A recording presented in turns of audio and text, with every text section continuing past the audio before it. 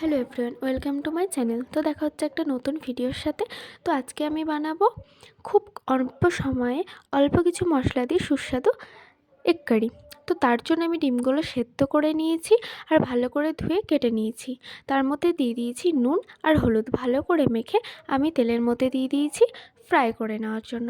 তো ডিমগুলো এক এক করে ফ্রাই হয়ে গেলে আমি তুলে নিয়েছি।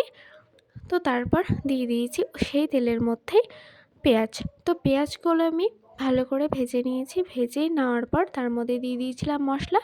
তো এখানে যে মশলা ইউজ করি সেই মশলাই আমি দিয়েছিলাম। আর তার মধ্যে দিয়েছিলাম হলুদ আর নুন।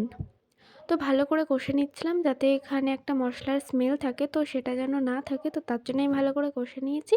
তারপর দিয়ে দিয়েছিলাম টমেটো আর আলু। তো টমেটো আলু দেওয়ার পর আমি ভালো করে এখানে কষিয়ে নিচ্ছিলাম। তো তারপর আমি দিয়ে দিয়েছিলাম এখানে অল্প পরিমাণের জল। তো এখানে আমি আলু দিয়েছিলাম যেটা সেদ্ধ করা। তো ওটা আগে থেকে ভেজে দিলে বেশি ভালো হয়। তো আমি ওখানে ভেজে দিইনি, কারণ আমি ভুলে গেছিলাম। তো সেই কারণে আমি সেদ্ধটা ওপর থেকে দিয়ে দিয়েছিলাম আর মশলার সাথে আমি কিছুক্ষণ ভেজে নিয়েছিলাম। তো আমি এখানে কিছুক্ষণ ঢেকে রেখেছিলাম। তো জলটা ফুটে গেলে উপর থেকে আমি অ্যাড করে দিচ্ছি নুন আর একটু চিনি। তো তারপর ডিমগুলো এক এক করে দিয়ে দেব। তো কিছুক্ষণ নেড়ে চেড়ে ওপর থেকে দিয়ে দেব একটু ধনেপাতা। তো ধনেপাতা দেওয়ার পর আমি নামিয়ে নেব। তো তোমরা দেখতেই পাচ্ছ এখানে খুব সুন্দর একটা কালার এসছে আর খুব সুন্দর একটা স্মেলও বেরিয়েছে। তো আমাদের এগ কারি রেডি। তো দেখা হচ্ছে আমাদের নেক্সট ভিডিওতে। টাটা।